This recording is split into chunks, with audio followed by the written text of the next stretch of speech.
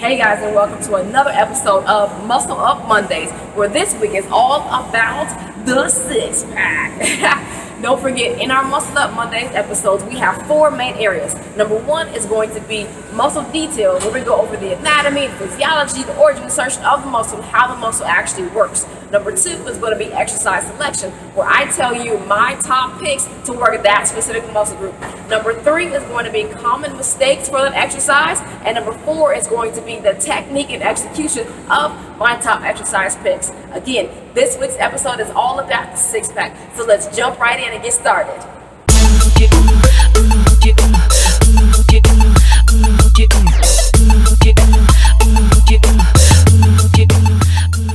The abs. My personal understanding of lovely lady lumps are some of the sexiest and most desired muscle groups in the body.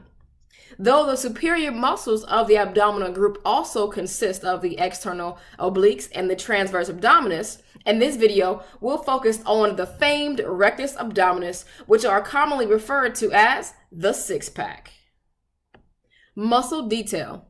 The rectus abdominis, contrary to popular belief, is one singular muscle connecting from the sternum and the ribs running down to the pubis. It is interrupted by three transverse fibrous bands known as tendinous insertions, as well as by the linea alba, bisecting the middle into left and right halves. Though the rectus abdominis is a singular muscle, it can function in two different manners or simultaneously. The upper abs are responsible for bringing the rib cage towards the pelvis, while the lower abs control the reverse movement. Exercise selection.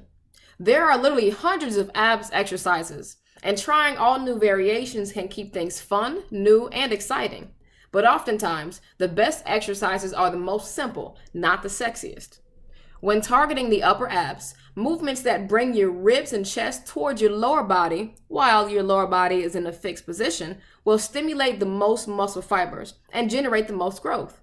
Movements like the tabletop crunch, toe touches, and cable machine crunches produce amazing results when focusing on the upper abs. These are my top choices since you can overload the muscle by adding weight. When targeting the lower abs, movements that bring your pelvis closer to your ribs activate these muscles the most.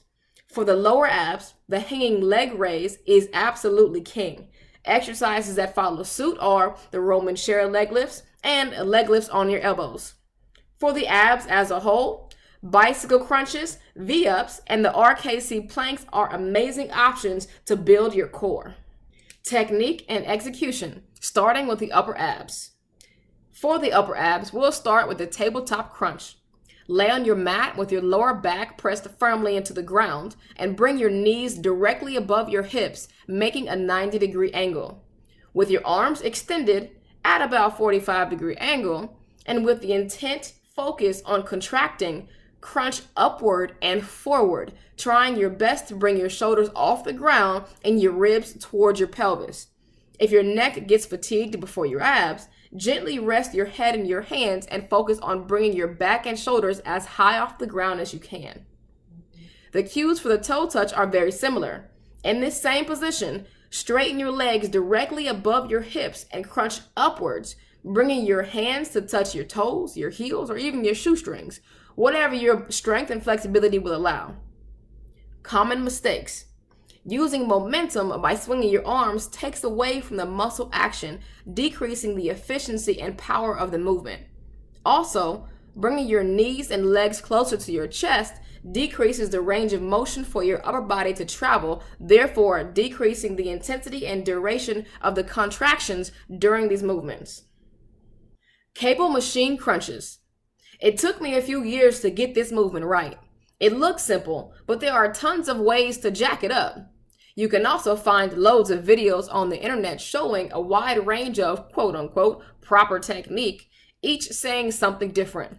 But to simplify, keep the focus on your abs and do not use momentum from either your arms or your hips. For this exercise, proper angle and position are everything. With rope in hands, place the knuckles of your thumbs on your forehead. Keep your elbows bent, pointing straight ahead and locked in position. Your hips also need to be locked in position in either neutral or posterior pelvic tilt. If you find it easier to keep your butt on your heels, you may. Anything to reduce all auxiliary movement. The goal is spinal flexion and focusing on bringing your chest as close to your hips as possible without moving your hips. Common mistakes. Engaging your lats and triceps during the pull is a huge mistake, as it takes the focus off of the rectus abdominis. Just the same, too much motion at the hips reduces the muscle action of the abs. If you're feeling the need to pull or jerk, simply reduce the weight to something that allows you to maintain proper body position. The lower abs. The hanging leg raise not only bodes well for the lower abs, but it also ranks pretty high for activating the abs as a whole. When completing this movement, start off by finding a grip width and position that is comfortable and doesn't put too much stress on your shoulders and your lats. Start out by hanging as still as possible with the belly relaxed. Squeeze your lower abs and think about pulling your pelvis towards your chest. The goal is to bring your feet as high as your strength will allow without using momentum. The hanging leg raise can be completed with legs straight or the modified knees bent method. The same exercise can be used on the Roman chair, also known as the captain's chair. This is a great way to build up to the hanging leg raise if your upper body is a limiting factor. Firmly plant and press your back flat against the chair while completing the same motion. This version is excellent for allowing you to focus on the muscle contraction as it takes away other distraction options. Common mistakes. Though fun, no swinging is allowed. Again, the more momentum you use, the less muscle is being activated. Just because you can get your little toes to your hands while swinging doesn't mean this accomplishment is worth the muscle sacrifice. Leg lifts on your elbows. Not every exercise has a fancy name, especially the ones that I create myself. This is simply a modification to the lying leg lift, but I freaking love how powerful it is and how it forces you to focus on the movement. Start off by propping yourself on your elbows as if you're chilling in the sand looking out at the beach. Once again, contract your lower abs and bring your legs as close to your face as possible. Simply repeat. If your legs are heavier than your upper body, keep your knees slightly bent and focus on bringing your knees to your face instead. Common mistakes. Most people get too mentally wrapped up in gravity, and they either allow their legs to slam to the ground or they rock like a seesaw. Whether you're new to me or have been following me for years, I really hope you receive good quality information that can transform your life and help you design your body. If you need a little help along the way, I created a monthly training program that sends you daily workouts where you log your results and even track your progress measures like weight, circumferences, body fat, and comparative photos, all in your personalized fitness dashboard. It's called the Training Club. Join my risk-free workout club. It's perfect for people who have the motivation but just need a little guidance on what to do in the gym. The Training Club is only $25 a month. No contracts, no hidden fees. If you want to design your body, join me. Exercises for the full rectus abdominis. Yes, isolation movements are great, but they simply cannot beat focusing on the muscle as a whole. I recommend adding at least one upper, one lower, and one full ab exercise in each workout session. For your abs as a whole, I prefer exercises that focus on full and slow contractions versus speed and high reps. First up is the bicycle crunch. I personally do this exercise two different ways. One for endurance, which has an upbeat pace, and the other slowly to make the muscle pop. Lying on your back, tilt your pelvis backward and downward, pressing into the ground by keeping your lower back flattened on the mat. Rest your head in your hands and crunch your shoulders off of the ground while straightening your legs to begin as close to the ground as possible while keeping your lower back pressed into the mat. This is your starting position for both fast and slow bicycle crunches. For focusing on core endurance, the fast bicycle crunch are your best choice. Bring your left knee to your right elbow and squeeze your core to make sure that they touch. These should be done at a moderate pace and for 20 to 50 reps on each side.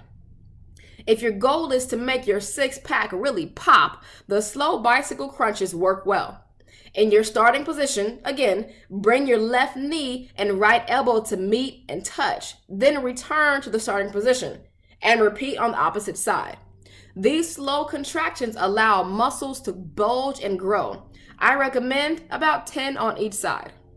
Common mistakes: not keeping your legs straight or returning to the starting position is simply cheating the movement and a waste of time. Also, not forcing your elbow to touch the knee may cause you to lose out on valuable muscle fiber contractions. But if your belly gets in the way, it's okay. Until we can get that belly off of you, you'll be fine. Next in line for training the full rectus abdominis is the good old-fashioned V-up. I've been doing versions of this exercise since literally gym class and kindergarten, and it's still a favorite. The V-up has the same starting position as the bicycle crunch. Shoulders off the ground, lower back pressed into the ground with extended arms and legs. Slowly, simultaneously, and with great control, bring your arms and legs together while balancing on your butt. If you wobble, it's okay. Just catch your balance and continue the movement.